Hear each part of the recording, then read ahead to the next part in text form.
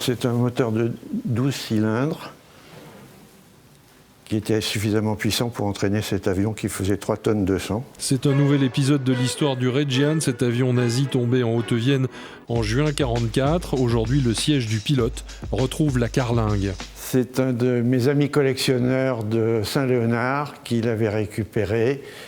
Je ne connais pas l'historique depuis la chute de l'avion jusqu'à son acquisition par cet ami. Moi, j'en ai simplement fait l'acquisition il y a une dizaine d'années.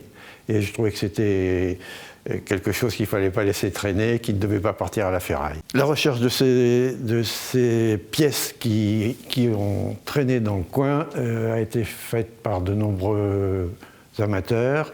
Moi, j'ai un camarade qui est le meilleur spécialiste de la résistance en Haute-Vienne, Bruno Barthelot de Sauviat-sur-Vige, qui a récupéré notamment l'oraison artificielle, un appareil qui permet de se localiser par rapport à l'horizon. Il a récupéré également un vérin de la dérive et surtout une partie d'une des 3 pales de l'hélice. Le morceau de la pale de l'hélice qui était vissé, là on voit le pas de vis ici, et cette encoche semi-circulaire qui représente l'impact d'une cartouche, d'une balle de 12 mm 6. La pale de l'hélice a été sectionnée par la mitrailleuse de l'avion et ceci était dû au défaut de synchronisme des mitrailleuses avec l'hélice. Depuis 10 ans, d'autres accessoires ont rejoint le musée, mais aussi des photographies et des couvertures de presse. Il y a le viseur de l'avion et il y a la mitrailleuse, donc qui nous ont été données avant l'ouverture du musée. Oui, grâce en fait aux campagnes de collecte de dons, de prêts, on se retrouve avec énormément d'objets, notamment une partie de l'histoire de l'avion qui petit à petit donc s'approfondit. Et grâce à ces dons, on se rend compte que finalement, ce qu'on a nous dans le musée, c'est une coquille vide, et que toutes les parties de l'avion qui ont été dispersées peuvent être, grâce aux dons, reconstituées. Donc l'objectif, c'est pas de refaire un avion, mais peut-être effectivement à terme mettre une vitrine à côté de l'avion avec tout ce qui faisait partie des accessoires et qui permettait à l'avion de fonctionner. Lors du transfert de l'avion depuis la chapelle de la Règle au nouveau musée de la Résistance, nous avions rencontré un témoin de l'époque. Je le connais depuis qu'il est tombé. À quel endroit ça s'est passé? C'est-à-dire qu'il a perdu son hélice à Amboira.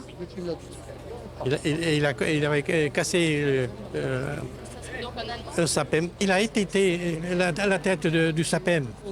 Et puis, 50 mètres plus loin, il est tombé, son hélice est tombé. C'est qu'il volait trop bas? Eh bien oui. Et c'était un avion qui faisait quoi? Il recherchait quoi, à votre avis, cet avion? Mais ils avaient mitraillé, ils ont fait les bombes et tout le bazar. Hein. C'est quand ils ont venus. Il est passé devant sur notre maison, devant, et il a été tombé 1 kilomètre plus loin, à Jumeaux-le-Grand. Vous aviez quel âge à l'époque? 14 ans. Aussitôt, une version romanesque prêtant à la résistance la chute de l'avion circule. Quand les mécaniciens de la base aérienne 274 de Romanée en 86-87 ont refait, je dis bien refait, je dis pas restauré, ont refait l'avion, ils n'ont pas constaté de traces d'impact sous l'avion. Mais c'était des tirs qui avaient été faits horizontalement, donc probablement une fois l'avion au sol. Hein. Il est possible que le dénommé Napoléon, alias, enfin, dont le vrai nom était Frank Convoc, il est possible qu'il ait tiré sur l'avion en l'air, mais enfin, c'est pas ça qu'il a fait chuter, c'est certain. Et ça fait partie aussi de son histoire, c'est-à-dire après ce qu'on a fait finalement des faits historiques et comment la résistance après s'est approprié certains faits, montre aussi à quel point elle était attachée à certaines valeurs. Et il est important aujourd'hui bien sûr de dire aux visiteurs la vérité, mais aussi de raconter après ce qu'on fait finalement de l'histoire des objets, de l'histoire des documents, et ça doit faire partie aussi du discours historique. C'est extrêmement intéressant d'un point de vue scientifique, puisqu'effectivement, grâce aux dons, on enrichit les connaissances, on démystifie certaines histoires, et tout ça devrait bientôt être présenté au public. J'ai 80 ans, ça fait 60 ans que je collectionne, Et je disperse ma collection dans différents musées, soit par vente, soit par don. Ça représente quelque chose de plus caractéristique, et c'est pour ça que j'ai fait ce don. Il est certain que cet avion étant resté de nombreuses années, c'est-à-dire jusqu'en 1976, dans les jardins de l'évêché, quand j'étais gamin, je montais faire le zouave dessus, bien sûr, je faisais l'intéressant. Je ne l'ai pas décortiqué, j'ai bien pris un morceau d'aluminium, mais je ne l'ai pas fait. Pratiquement tous les éléments d'aluminium du fuselage, de l'empennage, sont neufs, ont été refaits par la BA-274. Il y a le capot qui n'est pas le capot d'origine, qui est le capot d'un avion broussard français.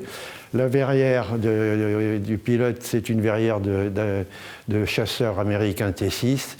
Bon, c'est pas une très très belle reconstitution. Les marquages sont un peu différents de ceux qu'il y avait à l'origine.